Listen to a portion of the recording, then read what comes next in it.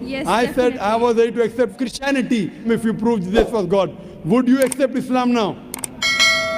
Would you agree that Jesus is the prophet of God? I have still a few more things to clarify. You're most welcome, sister. Why do Muslims refrain from the statement, Son of God? Why? Yes.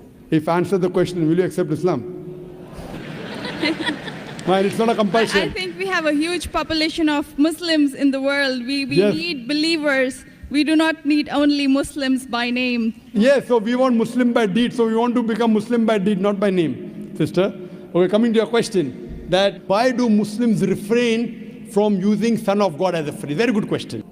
And that's the reason, sister, if you read the Quran has got 99 attributes to Allah subhanahu wa ta'ala. Ar-Rahman, Ar-Rahim, Al-Hakim, most gracious, most merciful, most wise. But Allah subhanahu wa ta'ala in his last and final revelation, if there's something like Old Testament and New Testament, Quran is the last testament. In his last testament, he has not used the word Ab.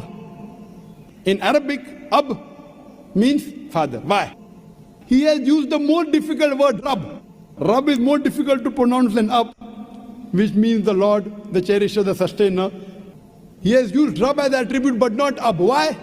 Because in the previous revelations which were changed, Bible is the changed form of the Injil.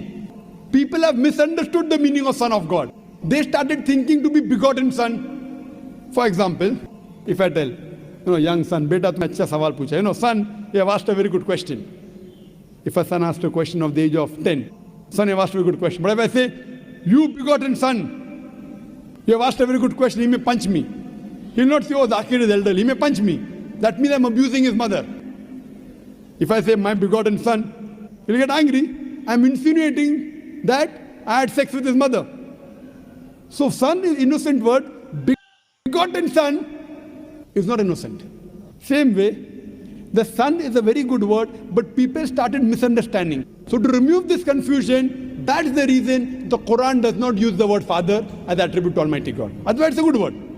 So if I tell, young son, beta tumne acha sawal pucha. Son, you have asked a very good question. If a son asked a question of the age of 10, son, you have asked a very good question. But if I say, you begotten son, you have asked a very good question, he may punch me. He will not say, oh, Zakir is elderly. He may punch me. That means I'm abusing his mother. If I say, my begotten son, he'll get angry. I'm insinuating that I had sex with his mother. So son is innocent word. Begotten son is not innocent. Same way, the son is a very good word, but people started misunderstanding. So to remove this confusion, that's the reason the Quran does not use the word father as attribute to Almighty God. Otherwise it's a good word. So same way, we refrain from using Son of God because people start thinking that he's God. No Christian ever comes and tells me Adam is son of God, Ephraim is son of God. Why? Bible says Israel is son of God. Why don't you come and tell me? Because they are programmed. No Christian has come and told me that the Bible says Ephraim is son of God. No, why? Because they are programmed to believe that Jesus Christ is Almighty God. He never said he's Almighty God. And I told you earlier, in my earlier answer, he never claimed divinity. That means you're insulting Almighty God. That means you're insulting Jesus Christ, peace be upon him. That's what I say. If Christian means a person who follows the teachings of Jesus Christ, peace be upon him, we Muslims are more Christian than the Christians themselves. You know why? Because if you read the Bible, Jesus Christ, peace be upon him, it's mentioned in the Gospel of John, he was circumcised on the 8th day. We Muslims. Jesus Christ, peace be upon him, said that you have to follow each and every law of the Bible, each and every commandment. Gospel of Matthew chapter 5 verse number 17 to 20. If you break one law or jittle from the commandment, you shall not enter the kingdom of heaven. If you go to the Old Testament, it clearly says in the book of Leviticus, chapter number 11 verse number 7 to 8, in the book of Deuteronomy chapter number 14 verse number 8, in the book of Isaiah chapter 65 verse number 2 to 5, that you shall not have pork. Muslims don't have pork, but Christians have pork. So if Christian means a person who follows the teachings of Jesus Christ, peace be upon him, we Muslims are more Christian than the Christians themselves. The Bible says in the book of Ephesians chapter number 5 verse number 18 that thou shalt not have wine. It's mentioned in the book of Proverbs chapter number 20 verse number 1.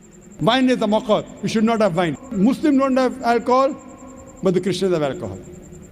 Further, if you analyze, there are various references I can give you. So if Christian means one who follows the teachings of Jesus Christ, peace be upon him, I say that I am more Christian than the Christians themselves. If you become a Muslim, you are a more better practicing Christian than the so-called namesake Christians. Yes, sister. Can I ask something? Sure, yeah. Right. You're most welcome, sister. I would not like to cross-question or criticize your statement. Sister, you're most welcome to cross-question me. You're most welcome to criticize me. I love it. Unless a person doesn't cross-examine. See, suppose I want to prove something. If I say this is the best, I want to check it out whether it's best or not. That's right. Because a logical person, so please, sister, cross-examine me, criticize me, attack me. Once you're convinced, then you accept it. Yes, sister, go ahead. I will definitely not intend to do something like this.